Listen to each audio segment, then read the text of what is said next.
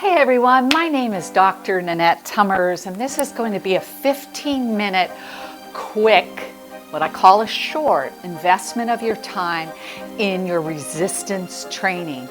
We will be using handheld weights. I have mine over here, and tubing. If you don't have those, you can use your peanuts. Throw some sand in there and you've got some resistance. I want something you can grip, because we want to improve our grip strength, which is an indicator of longevity. Being able to grip things. If I'm going to fall, that I can grip a railing, that I can pick things up without them slipping. So make sure you have shoes on, a nice clean space, chair for support.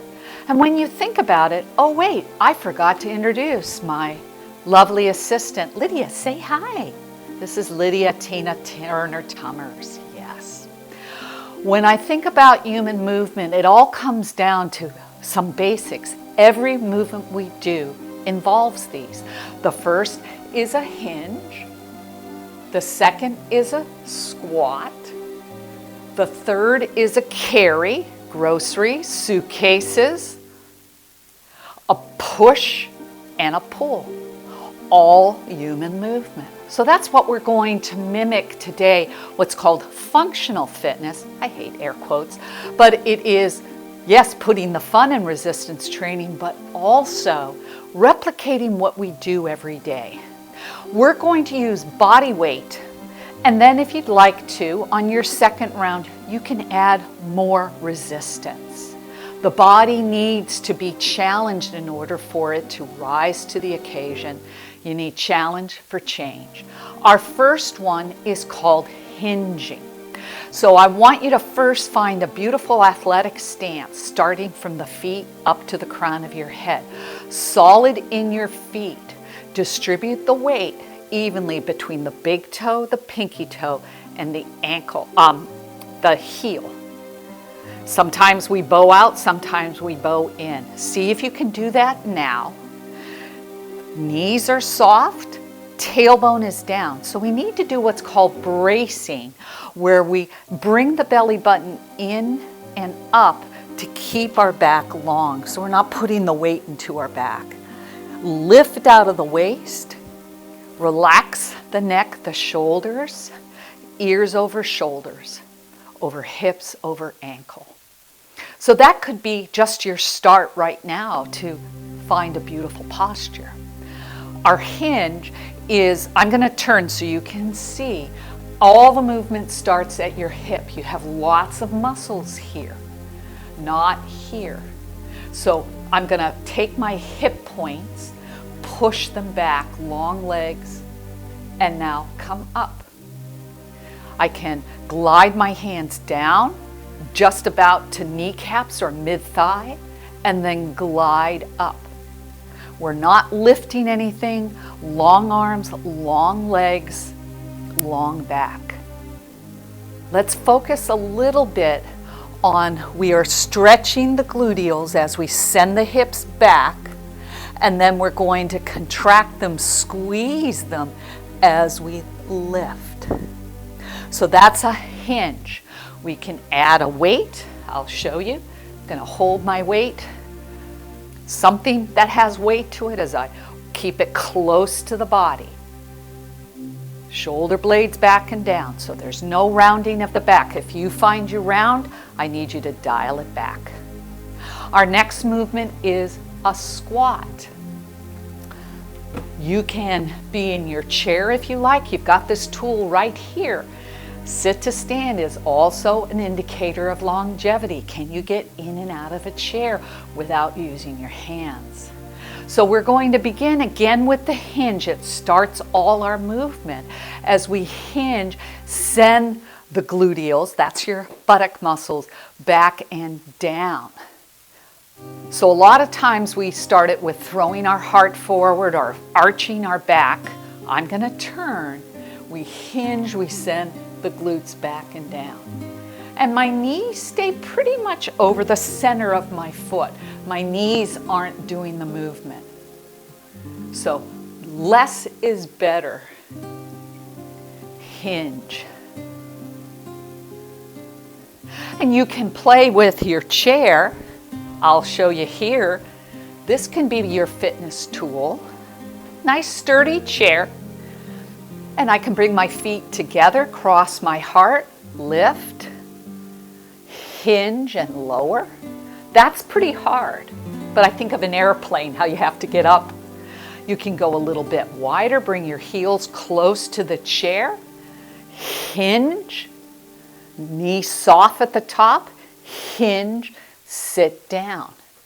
Notice if you try and do the rocker, you should maybe just do a hinge. Work on that. And up we go. You could advance it by bringing that weight. You hold it right at your heart, under your chin. It doesn't move. It's called goblet, elbows heavy. You can bring it here, and this is called front loading. So all of the work's in the back body, and you've got to keep this weight stable in the front body.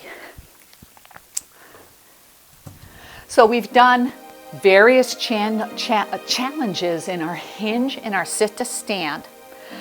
So we have 2 of our movements done. Our next is the carry. So I'm going to get my weight again. And then a weight's a good investment for you. Ask your friends and family. They probably have some sitting in the garage gathering dust. This is called a suitcase carry, in that I'm holding one and I'm controlling as I lift my knee. I want you stable, strengthening and lengthening through the left side of your body as you bring the right knee up. It could be a tap. It could be just a heel lift. It could be a lift, but you're controlling against gravity. You got to use those seatbelt muscles. And then I'll switch, lift. So your body is turning on to not let that weight take your body to the side. Find your level of challenge. Meet yourself where you are. Lengthen through the crown of your head. And then the farmer's carry is when you're thinking of 2 buckets of milk, and now you have to keep that upper body still so you don't spill anything. You're not rocking and rolling. Lift the heart. Just 1 more each way. Well done. So we've got 3 done. We now need to think about pushing and pulling. I'm going to bring out tubing. You might have with handles. It's a nice investment. This one's fairly thick. This is more heavy. You can purchase one that says light to medium, but they're great because you can pack them on vacation. Yes. Now, we tend to focus mostly on the front of the body. We need to also equally work the back of our body, and especially our posture. So, taking and finding resistance, you start just above your head, long arms as you pull straight down and straight up. Keep that resistance. So it's not loosey-goosey. And I call these window shades. I've got a good athletic stance. I'm solid. If Lydia decided to come running at me and leap into my arms, I would be able to sustain a strong posture. If your range is here, rock that. It's not about perfection. Now, I notice in my live classes that people start to bring in what I call bullies. These are the stronger muscles that are our go-to muscles, and we never get the other muscles to work, and they atrophy and become very weak. And they tend to be your neck, your chest, and your quads. We need to make sure we equally balance. And in here, this was back body. I wasn't using my neck. We're still going to work the back muscles that extend our spine so we can keep tall and strong. And this time, this is called goalpost. Do you see how my wrists are over my elbows. This one was way far away from the body. Now I want you to pull straight down as if you're cutting off your nose. Pull straight down. Try not to let the arms fall forward or see how I'm breaking out of my posture. Keep lifted. Now I'm going through these. I'm not doing multiple sets. That's up to you. We're looking to do 8 to 12 a set. A repetition is how many times you do the movement. A set is the number of reps. And I'd love it if today you do 1 set and maybe go through it again and do 2 sets. The more consistency though. Consistency is more important than how long you work out or how much you do. Stick with it 2 to 3 times a week. So we've worked the back. Another vulnerable area, your bonus, you lucky ducks, is our hips. We fall on our hips. We fracture our hips this way. So could we strengthen our hip stabilizers right here? Gluteus medius and tensor fascia lata, which is right up here. So let's see if we can do that. I can use my tubing, or I'm just going to put this to the side and I'm going to push away and step. Push away and step. And this is called a monster walk. The tubing really provides that information that you're using that muscle. So put it underneath the arch. I love the handles because that helps with our grip strength. If you take the band you get in physical therapy, they break very easily and you're kind of holding on to the ends. I'm going to go down low and I'm stepping heavy. Now I'm not bringing it in. I have to control it. I'm not letting my foot boomerang in. Control it out, control it in. So long step, small step, long step, small step. If you don't have tubing, you can always bring your chair, corner pocket, so I'm not right next to it. Put your toe in and do some lifts. And you're going to push your hand against the side muscle. Feel those gorgeous muscles. Do you see how my upper body isn't moving? I'll see people, look at me. Here. It has a very limited range of motion, but it's a powerful muscle to keep you stable. And our final movement, we've done pulling and pushing. Now I want you to imagine that I'm taking stuff out of my dishwasher and I'm pulling and pushing. Pull and push. Think of that you have a long back, you're not rounded.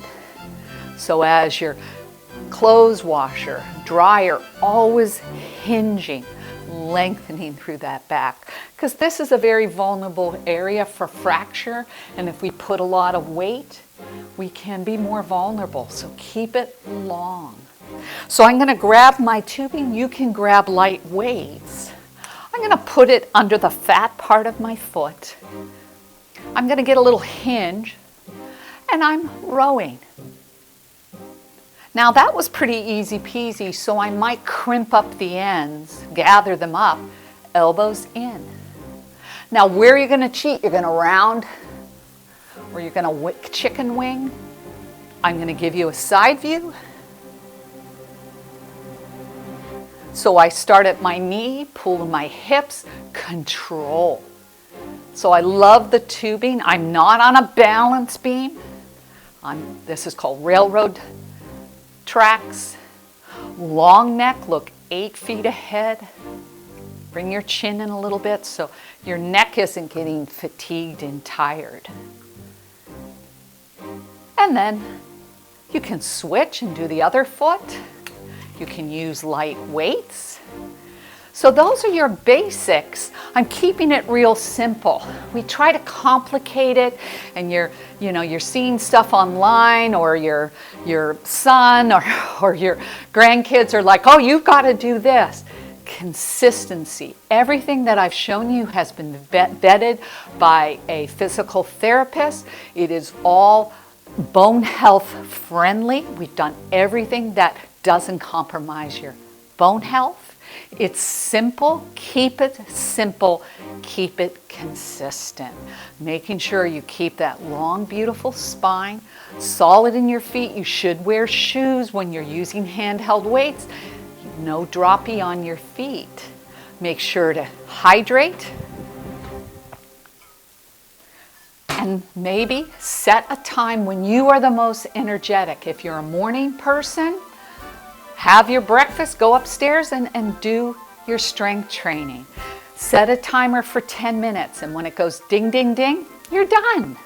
Set yourself up for your success. For those of you who know me, I'm a doctor of kinesiology that looks at all of the areas of human movement, not just the physiological, oh, I'm using my bicep and tricep, but I look at the emotional. Are you motivated? Are you feeling a little more confident and independent? Are you learning new things? So the cognitive benefits of movement, the social benefits. And you're like, well, we're doing this at home, there's no social. But think of how this movement translates to social when you can go on your vacation and keep up with the kids at Disney World, or be able to work in your garden. Think of the cultural. Back in the day, women were discouraged from strength training because, oh, we'd get ugly, bulky muscles that weren't feminine. If you want to grow stronger into your, wherever you are on this journey, you need strength training, resistance training. So thank you so much for joining. Make sure to maybe subscribe or hit the thumbs up, or if you have a question, you can put it in the comment. Thank you so much for joining me. I hope to see you again soon. Be well. Say goodbye, Lids. She keeps me company. Cheers, everyone. Be well.